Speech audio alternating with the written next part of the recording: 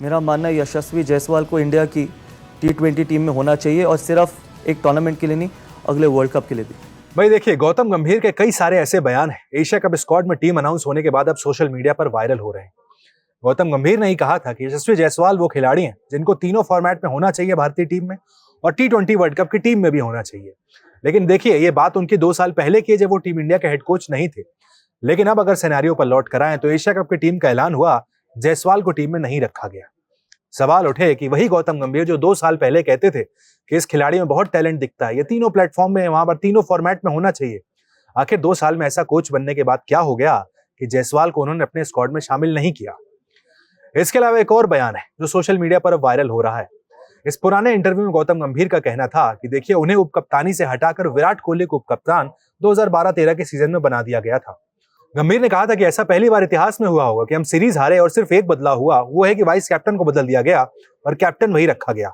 लेकिन अब हम वापस इस सिनेरियो में लौट कर आए तो एशिया कप की टीम में वाइस कैप्टन शुभमन गिल है, कप्तान सूर्य कुमार यादव को बना रखा गया है। लेकिन पिछली सीरीज को याद कीजिए, जनवरी फरवरी में जो सीरीज इंग्लैंड से हुई थी, उस सीरीज में वाइस कैप्टन अक्षर पटेल थे।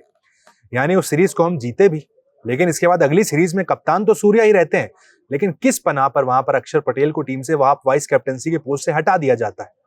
यानी फिर एक बार गंभीर का जो बयान था, उस बयान पर ही फैंस उन्हें ट्रोल कर रहे हैं। गंभीर का कहना था कि भाई, मुझे हटाकर विराट कोहली को कप्तान बनाया गया था। उन्होंने बताया सीबी सीरीज जो 2012 में हुई थी, उसके बाद हमें बांग्लादेश जाना था।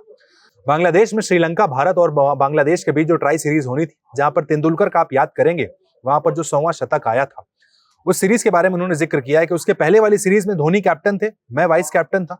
लेकिन अगली सीरीज में जब हम वहां पर ट्राई सीरीज हारे ऑस्ट्रेलिया में, अगली सीरीज में वहां पर कप्तान बना दिया गया। ऐसा आप जो धोनी कप्तान रहते हैं और वाइस कैप्टन वहां विराट कोहली को बना दिया गया। उन्होंने कहा भाई, इसमें मेरी क्या गलती थी, इतिहास में पहली बार हुआ होगा। तो गंभीर साहब, अगर वो इतिहास में पहली बार हुआ है तो देखिए, आपके कार्यकाल में भी इतिहास में दूसरी बार हुआ है। अक्षर पटेल को वाइस कैप्टनसी से हटाकर इस सीरीज में शुभमन गिल को वाइस कैप्टन बना दिया गया है।